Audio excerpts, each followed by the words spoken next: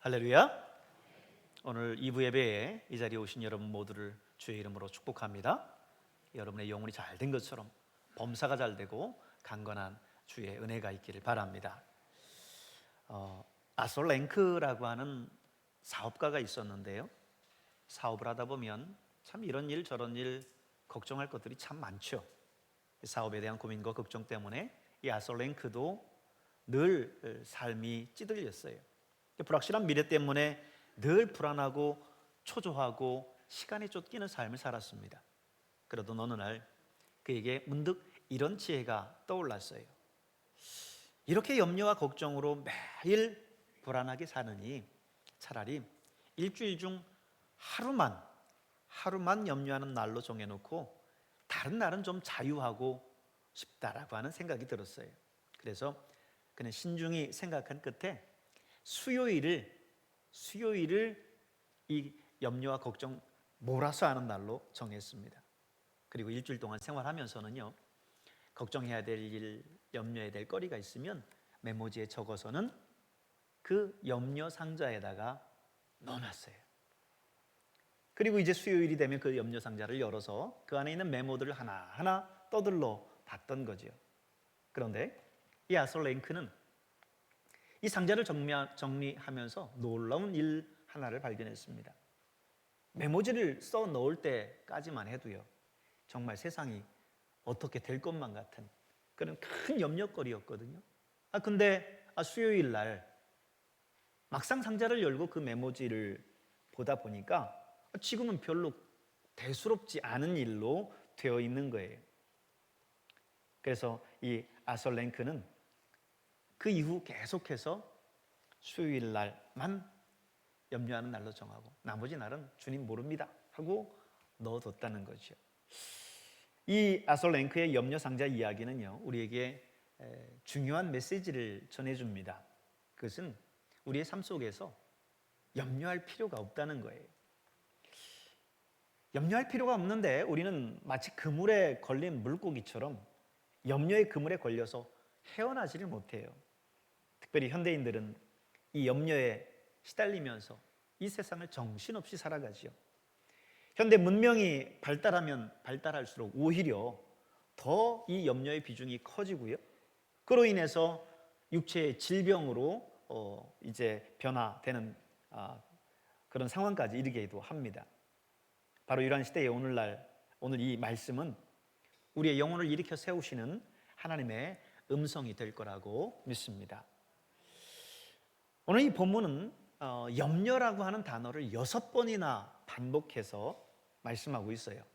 그만큼 염려라고 하는 게 우리 생활 속에서 굉장히 밀접한 관계를 맺고 살아간다라고 하는 것을 말해주는 거죠.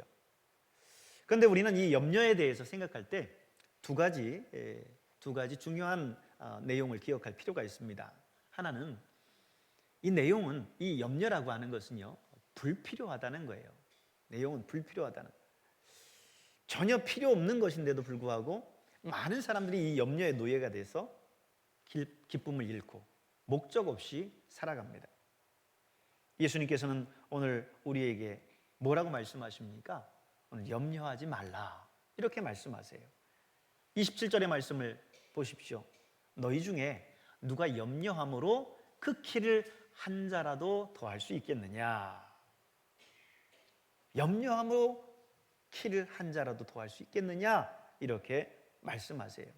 저도 키가 작은 편입니다만은 그렇다고 제가 키 작다고 아무리 고민한다고 해서 1cm도 크지를 않아요.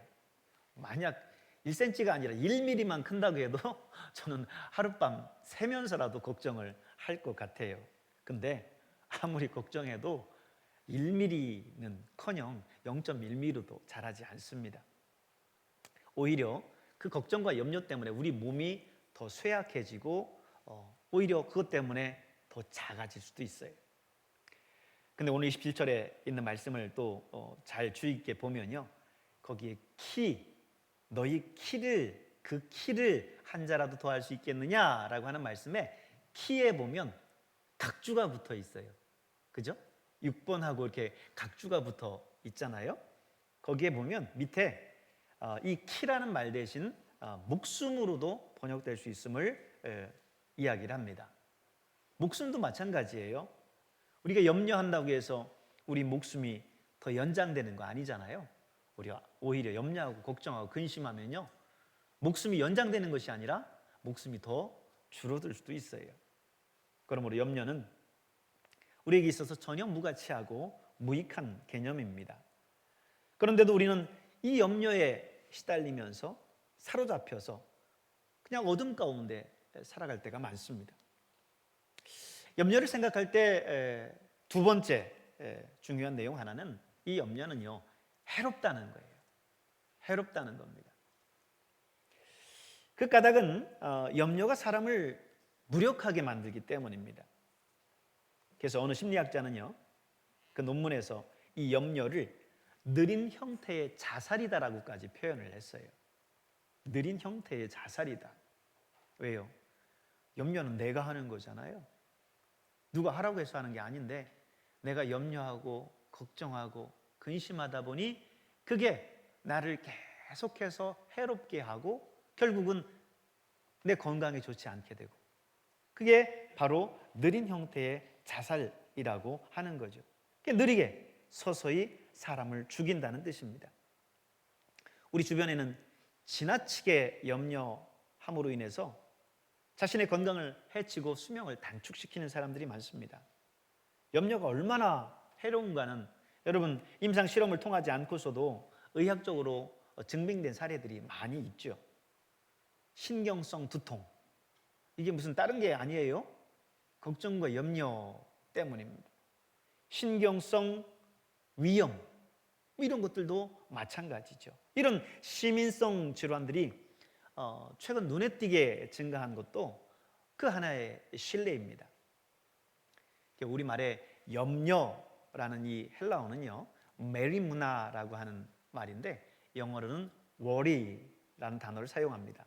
이 worry의 어원은 worry인데 이 단어의 중요한 의미는요, 물어뜯는다는 의미가 있어요. 물어뜯는다. 무서운 의미죠. 짐승이 사냥감을 사냥할 때 목을 확 물고는 놔주지 않잖아요. 그래서 숨이 닿을 때까지 그 목을 물고 놓지 않지 않습니까?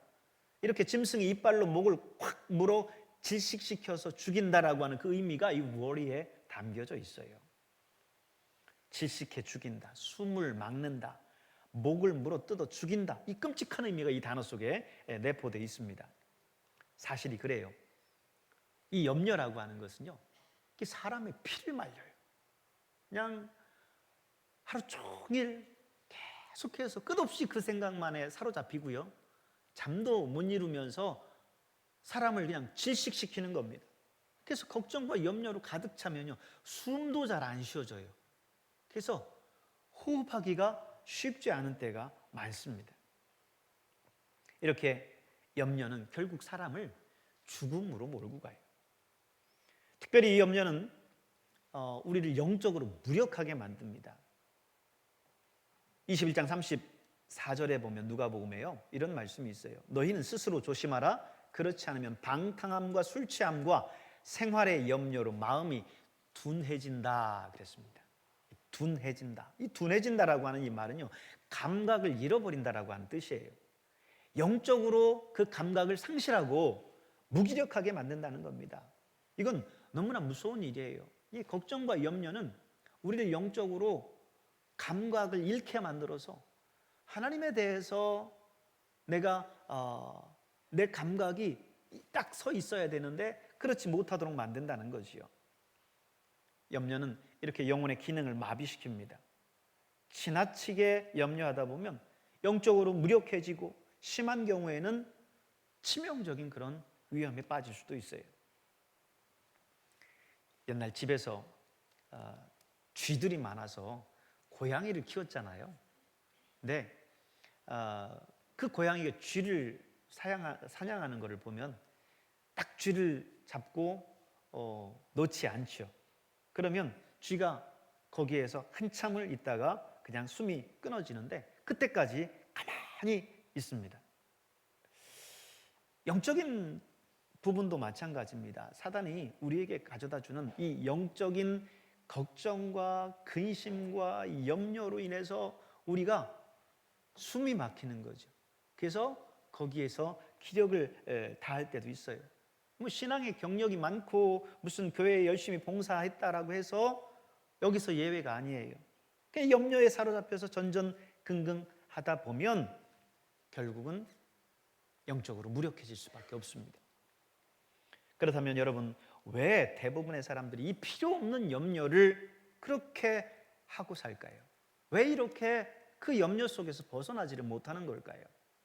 그 이유를 성경은 오늘 우리에게 이렇게 제시합니다. 24절에 있는 말씀을 보십시오. 같이 한번 읽겠습니다. 시작. 한 사람이 두 주인을 섬기지 못할 것이니 혹 이를 미워하고 저를 사랑하거나 혹 이를 중히 여기고 저를 경히 여김이라. 너희가 하나님과 재물을 겸하여 섬기지 못하느니라. 아멘. 한 사람이 결코 두 주인을 섬길 수 없다라고 하는 거예요. 여기서 섬긴다라고 하는 이 단어를 주의할 필요가 있는데요. 이런 거예요. 한 사람이 누군가를 사랑하면 다른 것에 상대적으로 소홀해집니다. 사랑과 열정과 시간과 정열을 다해서 사랑하다 보니까 상대적으로 다른 것에는 오히려 소홀해지게 된다라고 하는 것이죠. 둘 다를 사랑할 수 없다는 거예요. 두 주인을 섬길 수 없다라고 하는 겁니다. 그러면서 주님은 우리에게 뭘 얘기하냐면 거기에서 하나님과 재물을 이야기를 해요. 하나님과 재물이라는 것을 두 주인을 함께 섬길 수 없다라고 말하고 있어요. 이 재물이라고 표현된 이 말은 헬라어로 맘모나스라는 말인데요. 넓은 의미에서는 인간 소유물 전체를 의미합니다. 좁은 의미에서는 돈을 의미하지만 인간 소유물 전체를 의미를 해요. 흔히 우리가 맘몬이라고 표현하는 겁니다. 이 맘몬, 이 물질에 사로잡혀서 살아가게 되면 지극히 이기적이고 자기중심적인 생각에 빠지게 돼요. 오늘 예수님께서 말씀하신 이 24절의 이 말씀을 우리가 알기 쉽게 번역하고 좀 의역을 한다고 하면 이렇습니다. 너는 너 자신에게 이미 속고 있는 거야. 너는 이 둘을 똑같이 섬길 수 있다라고 생각하지? 아니야. 그렇지 않아. 이 둘 중에 어느 하나를 선택하는 거야. 이렇게 말씀하는 거예요. 우리 영혼 깊은 곳에서 말씀하시는 하나님의 음성입니다. 어떤 사람이 여러분 염려에 시달리는 사람일까요? 이 맘몬을 섬기는 사람, 재물을 섬기는 사람이라는 거예요. 여기서 섬긴다는 것은 노예가 된다는 말과 같은 겁니다. 재물을 섬기고 거기에가 노예가 된 사람들은 걱정과 염려에 시달릴 수밖에 없다는 거지요. 사람이 죽고 사는 문제, 또 행복과 불행의 문제는요, 사실 그 소유의 넉넉함에 있지를 않습니다. 사람들은 그런데도 불구하고 이 말씀을 거역하고 이 말씀을 거슬러 살아요. 그 결과 영적으로 황폐한 삶을 살면서 염려의 종이 돼서 살죠. 누가복음 12장 15절에서 예수님께서 그렇게 말씀합니다. 그들에게 이르시되 삼가 모든 탐심을 물리치라. 사람의 생명이 그 소유에 넉넉한 데 있지 아니하니라.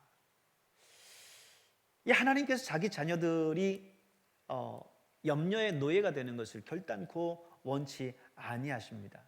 하나님은요, 당신의 자녀들이 이 염려를 믿음으로 다스리고 그리고 이 염려에서 해방되기를 원하세요. 우리가 세상에서 살 때 미래에 대한 불안감을 떨치지 못하고 살아갈 때가 많죠. 그러나 주님은 왜 십자가를 지셨습니까? 오늘 주님은 누구를 위해서 십자가를 지셨습니까?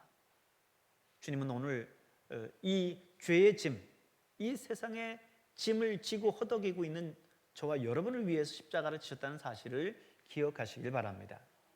이 염려로부터 해방시키고자 주님은 십자가를 지셨어요.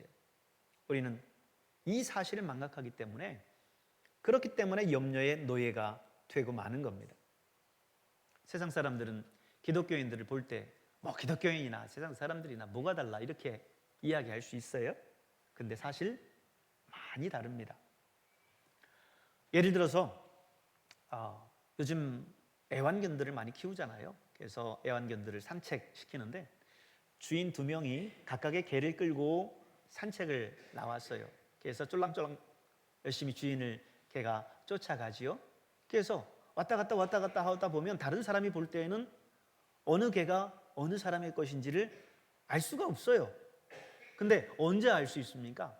그 두 주인이 이제 헤어져서 각자의 길로 갈 때, 그때 주인이 누군가를 분명하게 알 수 있어요. 그 주인을 쫓아가기 때문에 그런 거지요. 어떻게 생각하면 여러분, 아유, 사람을 개에 비유하냐 뭐 이러면서 기분 내켜하지 않을 수도 있지만, 사실 우리 그리스도인들 똑같습니다. 세상에 살아가면서 평안하고 염려 없이 어려움 없이 살아갈 때는 그저 세상 사람들이나 또 기독교인이나 예수 믿는 사람들이나 다를 바 없는 것처럼 보여요. 구별할 수 없습니다. 근데 정말 언제 알 수 있느냐? 인생의 어려움을 닥치고 걱정과 염려거리가 딱 우리를 가로막고 있을 그때에 딱 나뉘는 거예요.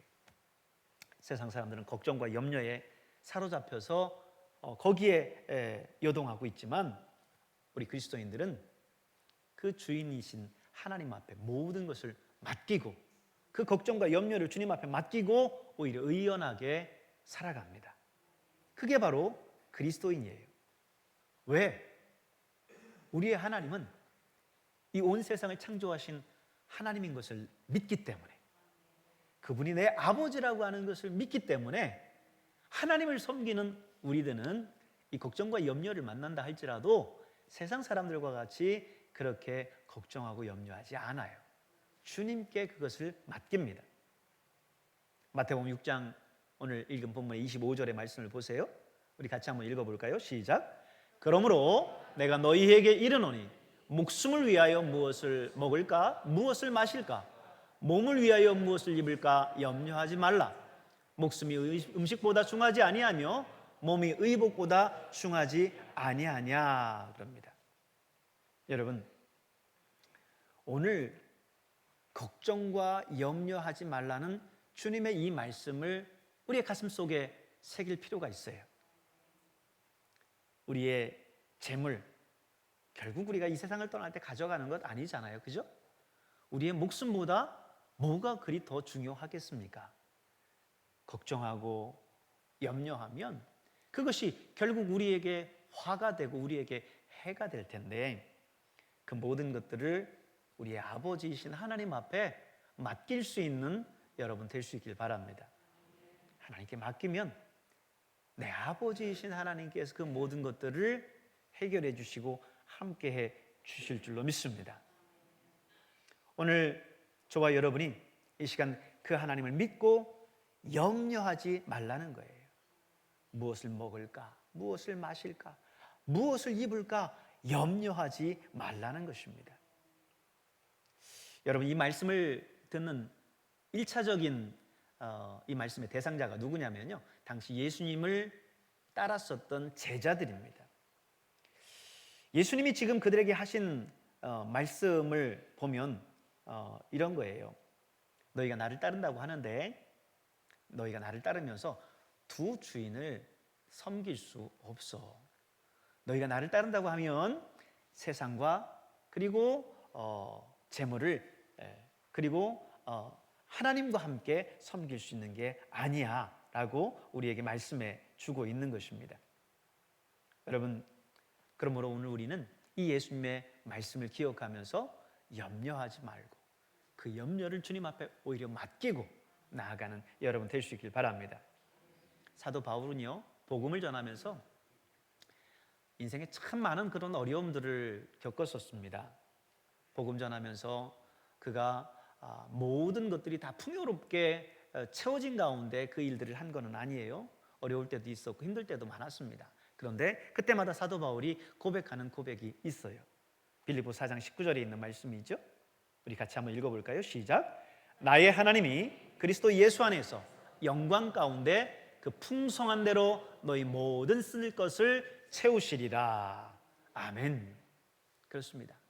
사도 바울은 하나님께서 필요한 모든 것들을 채워주실 거라고 믿었어요. 우리가 우리의 인생을 살아가면서 또 사역자들은 사역하면서 하나님께서 우리의 필요를 채워주신다라고 하는 것을 믿고 살아가는 것은 굉장히 중요합니다. 그것을 믿지 못한다고 하면 늘 마음에 걱정과 염려로 가득할 거예요. 그러나 하나님은 풍성하신 분이시고 우리의 부족한 모든 것들을 능히 채워줄 수 있는 분이에요.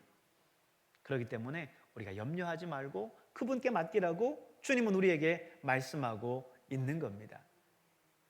로마서 8장 32절에 있는 말씀을 보세요.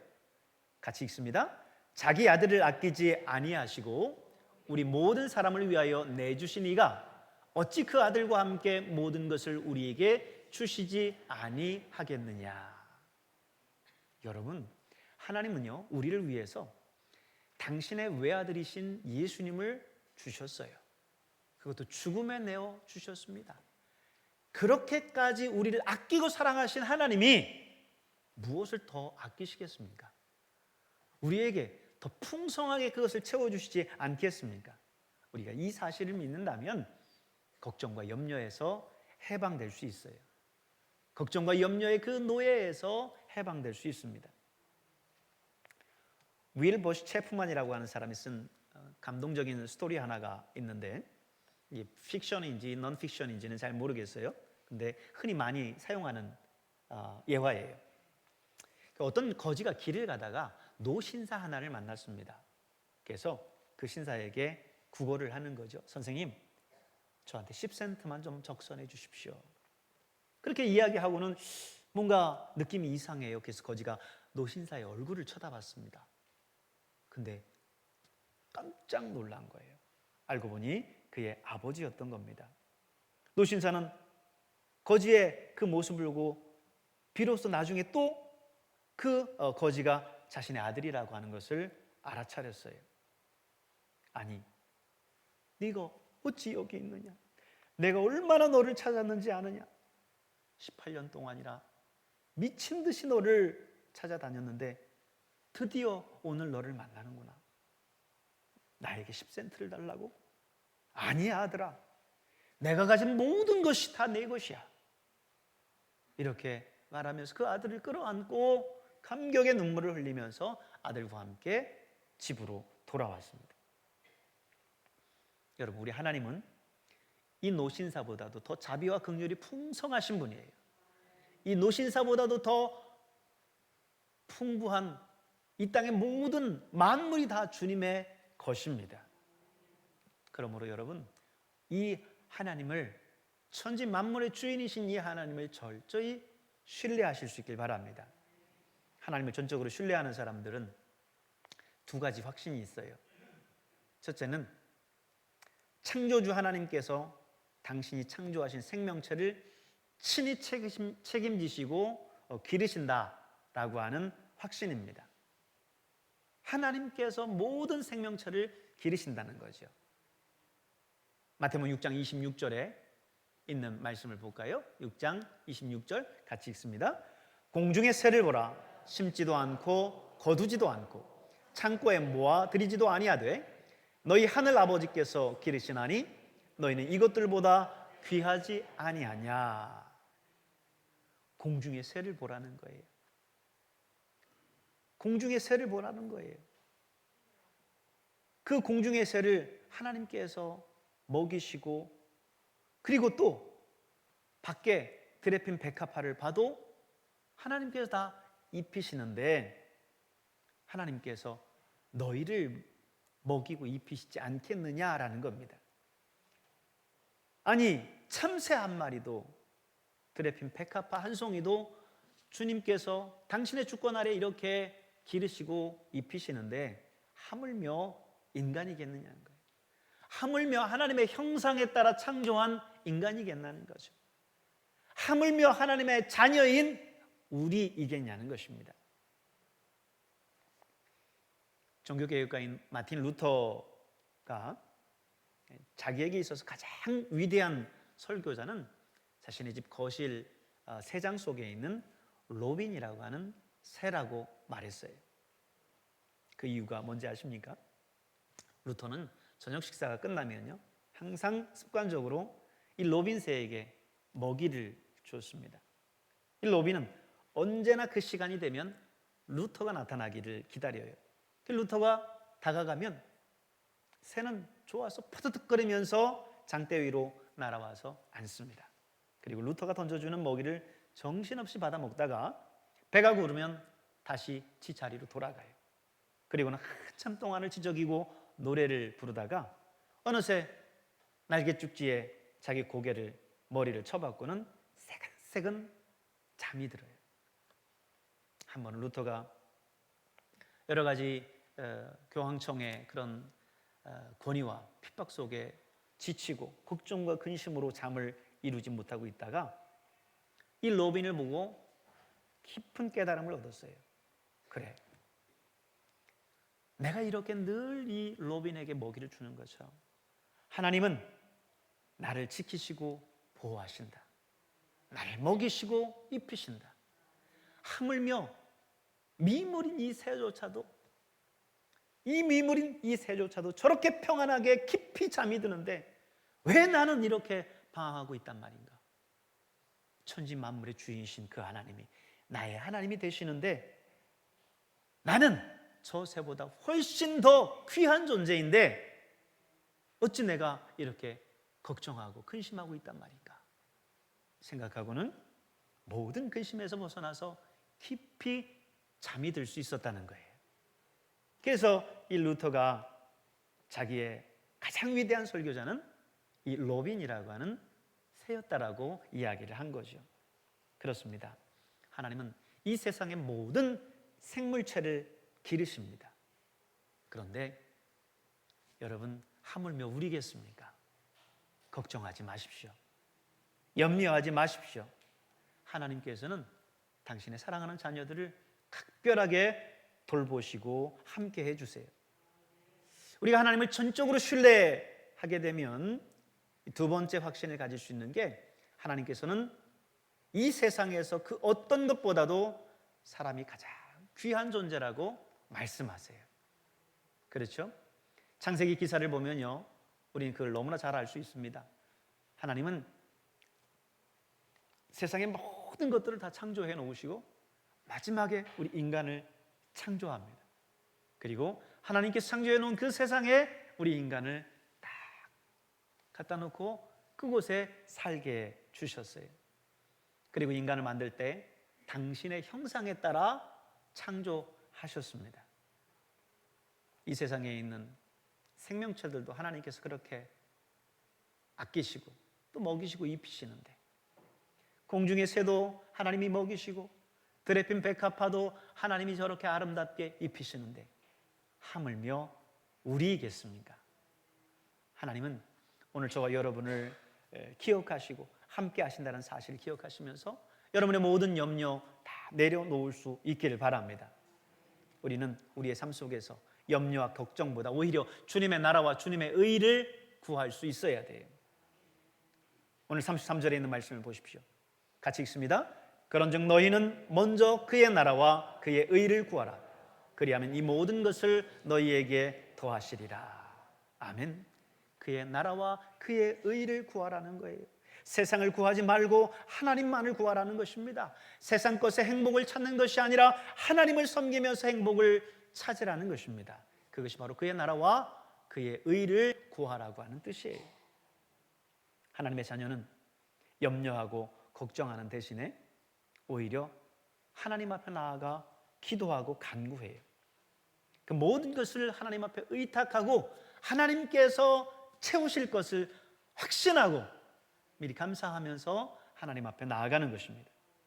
빌립보서 4장 6절에 있는 말씀, 우리 믿음의 확신을 가지고 같이 함께 읽겠습니다. 아무것도 염려하지 말고 다만 모든 일에 기도와 간구로 너희 구할 것을 감사함으로 하나님께 아뢰라. 아멘. 아무것도 염려하지 말라는 거예요. 아무것도 염려하지 말고. 그 염려해야 할 그 시간에 오히려 하나님 앞에 기도하고 간구하되 감사함으로 하나님 앞에 아뢰라는 거예요. 그 말은 무슨 말이에요? 미리 감사하고 미리 하나님께서 주실 것을 믿고 감사하라는 것입니다. 한 주간 우리 감사 특별 새벽 기도회를 은혜 가운데 잘 마쳤습니다. 우리가 감사 특별 새벽 기도를 통해서도 우리가 말씀을 들었지만 하나님 앞에 미리 감사하는 거예요. 하나님 주실 줄 믿습니다. 감사합니다. 하나님께서 우리의 그 믿음을 보시고 우리의 그 감사를 보시고 하나님께서 우리 가운데 행하실 줄로 믿습니다. 1층 교육관에 파워앰프가 나가서 새벽 예배 유튜브 방송을 지난주 내내 보내지를 못했어요. 지난주는 감사 특별 새벽 기도회 기간이니까 본당에서 해서 유튜브 방송을 내보낼 수 있었지만 지지난주는 교육관 파워앰프가 나가서 내보낼 수가 없었어요. 교육관 음향 장비들이 오래되다 보니까 하나씩 고장나요. 지난번에도 스피커와 음향 믹서기가 나가서 새로 구입을 했는데 이번엔 또 파워앰프가 나갔어요. 그래서 전사님 보고 한번 알아보라고 했더니 이것저것 알아보더니 파워앰프가 꽤나 비싸다는 거예요. 175만 원 이상 이렇게 한다는 거예요. 그래서 머뭇거려요. 그래서 그러더니만 좀 있다가 며칠 일단 다시 또 연락이 왔어요. 목사님 알아봤는데 그 앰프를 아주 저렴하게 낙원상가에서 구입할 수 있을 것 같습니다 하면서 약 65만 원 상당의 가격 한다고 저한테 이야기를 해줘요. 그러면서 저한테 찾아왔길래 제가 그랬어요. 우리가 감사 특별 새벽기도의 기간에 미리 감사하라고 하지 않았느냐. 그러니 주실 줄 믿고 감사하자. 그리고 주문해버려. 그랬어요. 주문하라고 했어요. 아무것도 염려하지 말고 기도와 간구로 하나님 앞에 아뢰되 감사함으로 아뢰라는 것입니다. 그랬더니요, 우리는 항상 2부 예배 때는 기회가 없어요. 1부 예배 때 또 하겠다는 분들이 너도 나도 있어서 이미 또 끝나버렸어요. 하나님께서 행하시는 일들을 보면 참으로 놀랍습니다. 하나님께서 우리의 삶 가운데 행하시는 그 은혜와 기적들을 날마다 우리의 삶 가운데에서 체험하면서 살게 돼요. 오늘 말씀 우리에게 염려하지 말라라고 교훈합니다. 걱정과 염려가 많은 이 세상 속에서 우리가 살아가고 있지만 주님은 말씀하세요. 공중의 새를 봐라. 들에 핀 백합화를 봐라. 하나님이 먹이시고 하나님이 입히시지 않느냐? 그러니 걱정하고 염려하지 마라. 내가 너희를 먹이고 내가 너희를 입힐 것이다. 이렇게 말씀합니다. 여러분, 가정에서, 직장에서, 사업에서 이 세상 경기가 어렵게 돌아가니까 걱정과 염려가 되지요? 하나님 앞에 맡기시길 바랍니다. 걱정하고 염려하기보다 그 시간에 하나님 앞에 기도하고 간구하시길 바랍니다. 하나님께서 해결해 주실 것을 미리 감사하고 나아가시길 바랍니다. 하나님께서 여러분의 삶 가운데 감사의 기적을 일으켜 주실 줄로 믿습니다. 기도하겠습니다. 은혜로우신